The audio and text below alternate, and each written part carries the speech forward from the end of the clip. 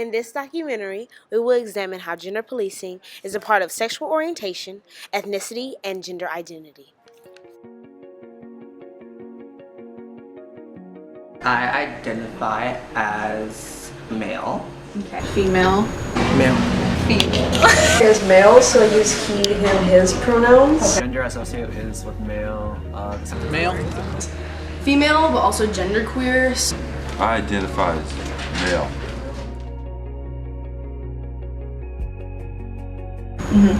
Heterosexual. And I also identify as gay. Straight. Asexual, but like gay, so like I'm straight. Heterosexual. Heterosexual. Also, I would identify as a lesbian to put a label on it, but at the same time, I don't limit myself. I would have relationships with anybody, not just women, but primarily identify as a lesbian.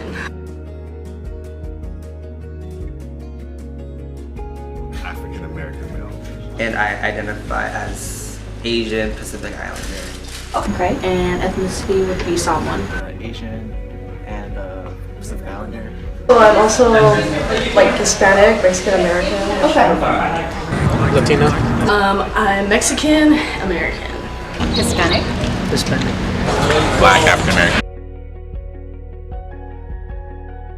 At home, because my parents really do not like it when I seem to behave less femininely, or like if I'm wearing clothing that's too masculine and stuff Okay. like that.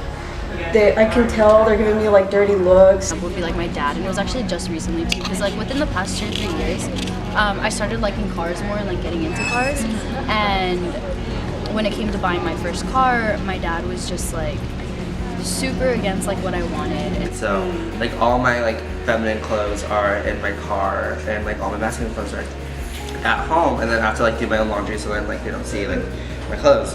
And then so like that's where I had to get like super technical with it, where I had to actually like hide like that part of me, because it's not where my family and the culture that I grew up in agrees with.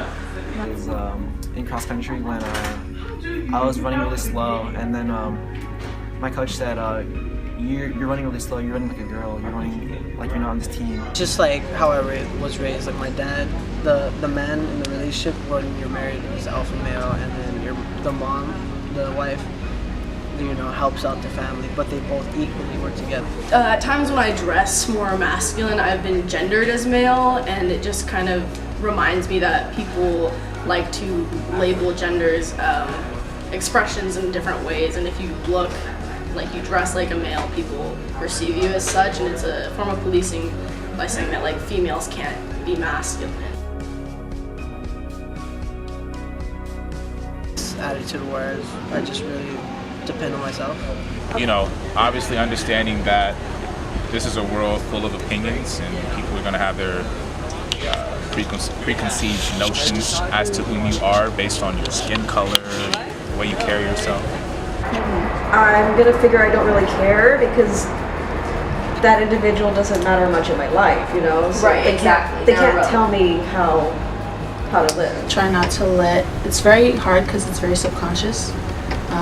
You're constant, like you don't even know that you're doing it until you get called on it, or like you get introduced to stuff, or you see other women who do not do things that fit the gender norms. I would just say don't try to put people into boxes. Trying to limit yourself to a binary system isn't comfortable for everybody, and for some it is, but you have to let people express themselves how they want to express themselves and exist in their truest forms without trying to tell them who they need to be, regardless of how you feel and what your experiences are with your gender and sexual orientation. For every war has started over labels. It's always us versus them.